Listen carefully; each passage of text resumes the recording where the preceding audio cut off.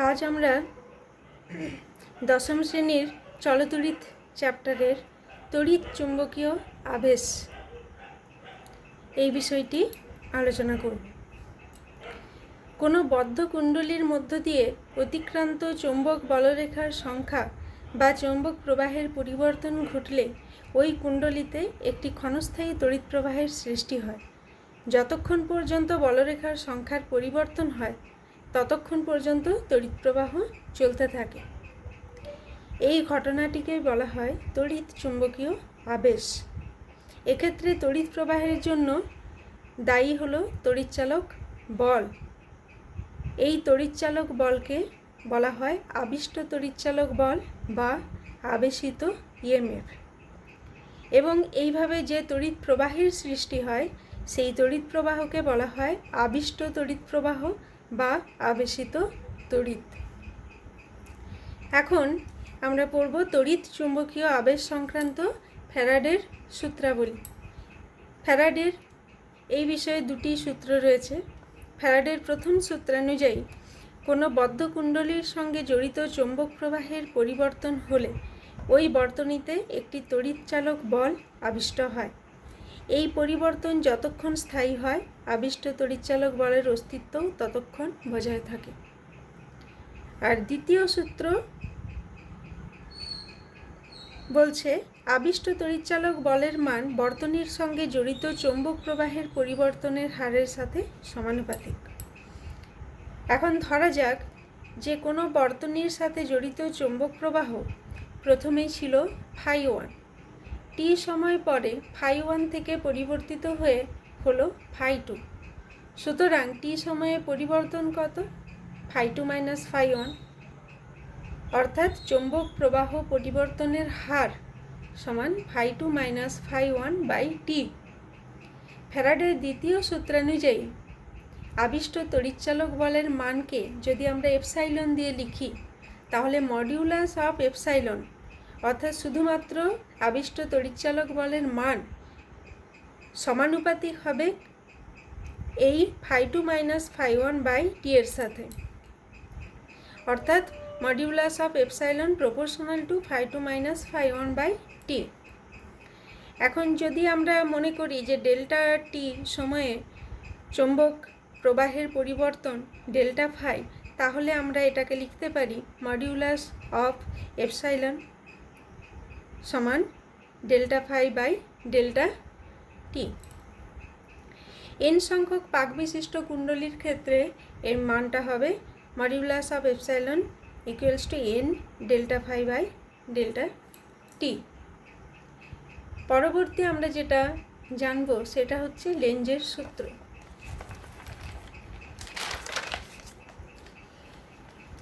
লেঞ্জের সূত্রের বিবৃতিটি কি না, তড়িৎ চুম্বকীয় আবেশের ফলে বর্তনীতে সৃষ্ট আবিষ্ট তড়িৎ প্রবাহের অভিমুখ এমন হবে যাতে এটি নিজের সৃষ্টির কারণকেই বাধা দেয়।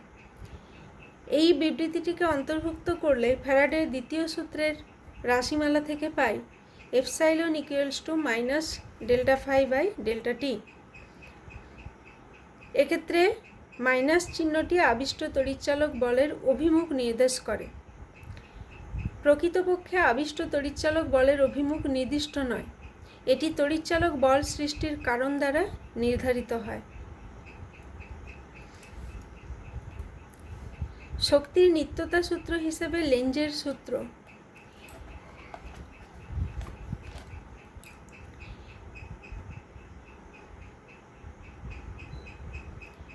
ধরা যাক যদি একটি দণ্ডচুম্বককে কুণ্ডলীর দিকে আনা হয় বা কুণ্ডলী থেকে দূরে সরিয়ে নিয়ে যাওয়া হয় তাহলে কুণ্ডলীতে তড়িৎ প্রবাহ হয়, কিন্তু উভয় ক্ষেত্রে গ্যালভানোমিটারের কাঁটার বিক্ষেপ বিপরীত দিকে হয়।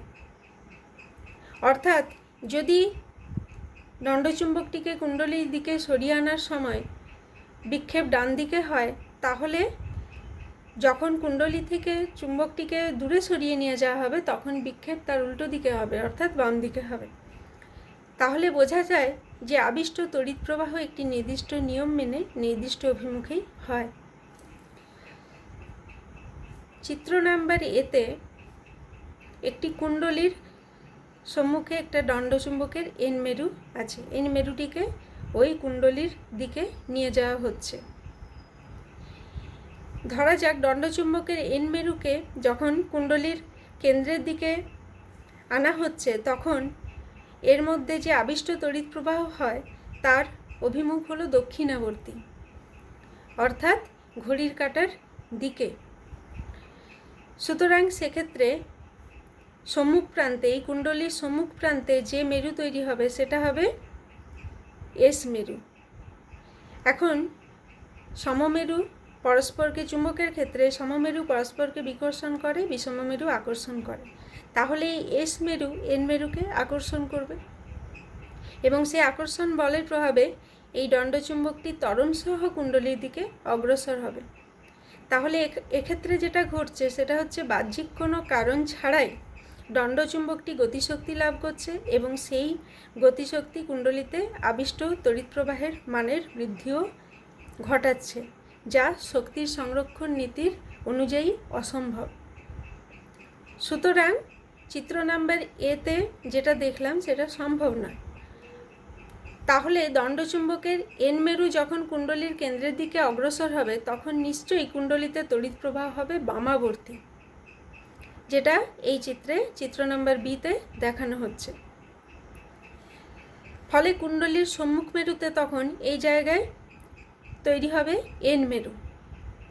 এখন এন মেরু এই দণ্ডচুম্বকের এন মেরুকে বিকর্ষণ করবে। তাহলে এই বিকর্ষণ বলের বিরুদ্ধে দণ্ডচুম্বকটিকে কুণ্ডলীর কেন্দ্রের দিকে নিয়ে যেতে হলে কিছুটা পরিমাণ যান্ত্রিক কার্য করতে হবে। এই যান্ত্রিক কার্যের বিনিময়ে দণ্ডচুম্বকটি গতিশক্তি বৃদ্ধি পাবে, যা কুণ্ডলীতে তড়িৎ শক্তিতে রূপান্তরিত হয়। অর্থাৎ আবিষ্ট তড়িৎ প্রবাহ এমন একটি অভিমুখে হতে হবে যাতে যে কারণে প্রবাহের সৃষ্টি হয় প্রবাহ সর্বদা সেই কারণকে বাধা দেয়। এটিই হলো তড়িৎচুম্বকীয় আবেশ সংক্রান্ত লেঞ্জের সূত্র। সুতরাং আমরা বলতে পারি যে লেঞ্জের সূত্র শক্তির সংরক্ষণ সূত্র বা শক্তির নিত্যতা সূত্র মেনে চলে।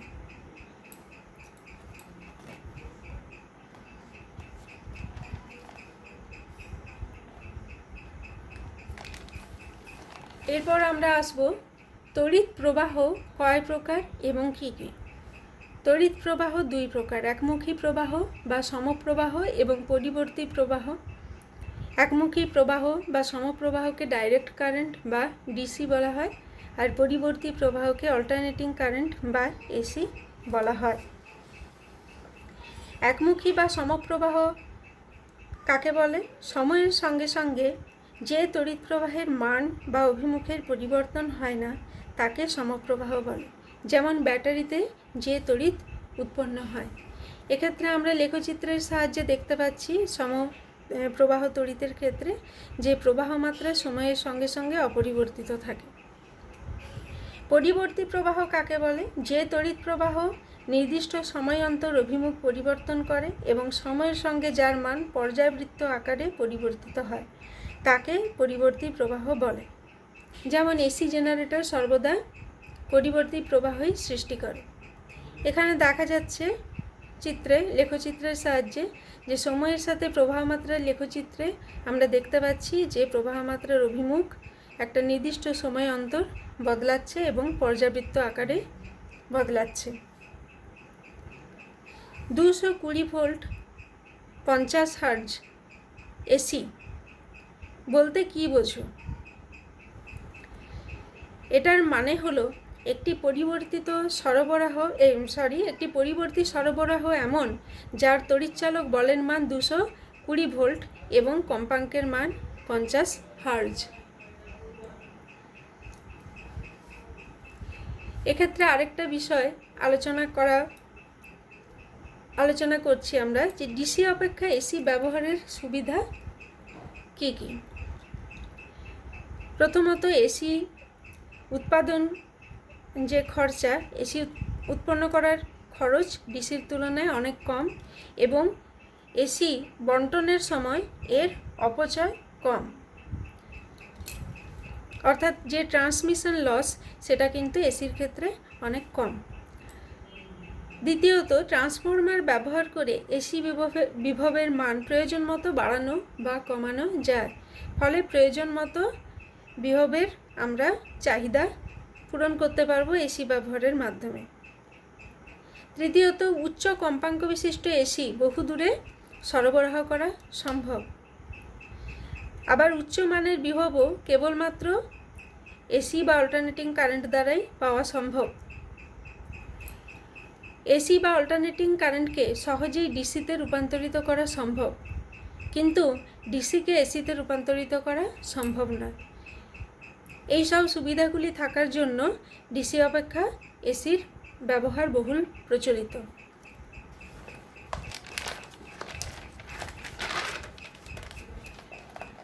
ডায়নামো, যে যন্ত্রে তড়িৎচুম্বকীয় আবেশের নীতিকে কাজে লাগিয়ে চৌম্বক ক্ষেত্রে পরিবাহী কুণ্ডলীকে ঘুরিয়ে যান্ত্রিক শক্তিকে তড়িৎ শক্তিতে রূপান্তরিত করা যায় তাকে ডায়নামো বা জেনারেটর বলা হয়। ডায়নামো সাধারণত দুই প্রকার, এসি ডায়নামো এবং ডিসি ডায়নামো। এসি ডায়নামো এবং ডিসি ডায়নামো উভয় ক্ষেত্রেই স্থির চৌম্বক ক্ষেত্রে কুণ্ডলীকে ঘুরিয়ে তড়িৎ শক্তি উৎপন্ন করা হয়। কুণ্ডলী ঘোরানোর জন্য এক্ষেত্রে নির্দিষ্ট ব্যবস্থা করা হয়। কী রকম? কুণ্ডলীর সঙ্গে একটি দণ্ড যুক্ত করা হয়, যার প্রান্তে কতকগুলি ব্লেড থাকে। একে টারবাইন বলা হয়। এই টারবাইনকে ঘোরালে কুণ্ডলীটি ঘোরে এবং কুণ্ডলীর সঙ্গে জড়িত চৌম্বক প্রবাহের পরিবর্তন হয়, ফলে কুণ্ডলীতে তড়িৎচালক বলের আবেশ ঘটে এবং বর্তনীতে তড়িৎ প্রবাহ উৎপন্ন হয়। তাপবিদ্যুৎ কেন্দ্রে কয়লা বা অন্য কোনো জ্বালানির সাহায্যে জল ফুটিয়ে বাষ্পে পরিণত করা হয় এবং ওই বাষ্পর সাহায্যে টারবাইনের ব্লেডকে ঘোরানো হয়, ফলে ডায়নামোর কুণ্ডলী ঘোরে এবং তাপবিদ্যুৎ উৎপন্ন হয়। জলবিদ্যুৎ উৎপাদন করার ক্ষেত্রে কোনো উঁচু জলাধারে সঞ্চিত জলকে টারবাইনের চাকার ওপরে অনেক নিচে রাখা টারবাইনের চাকার ওপরে ফেলা হয়, ফলে জলে সঞ্চিত স্থিতিশক্তি গতিশক্তিতে রূপান্তরিত হয়, যা টারবাইনের চাকা বা ব্লেডকে ঘোরায় এবং জলবিদ্যুৎ উৎপন্ন হয়। তাপবিদ্যুৎ উৎপাদন কেন্দ্রে প্রচুর পরিমাণে কার্বন ডাই অক্সাইড উৎপন্ন হয়, যা পরিবেশ দূষণ ঘটায়, কিন্তু জলবিদ্যুৎ উৎপাদনের ক্ষেত্রে এই ধরনের কোনো সমস্যা নেই। তাই বর্তমানে জলবিদ্যুৎ উৎপাদনকে গুরুত্ব দেওয়া হচ্ছে এবং পৃথিবীর মোট উৎপাদিত তড়িৎ শক্তির প্রায় 16% হলো এই জলবিদ্যুৎ।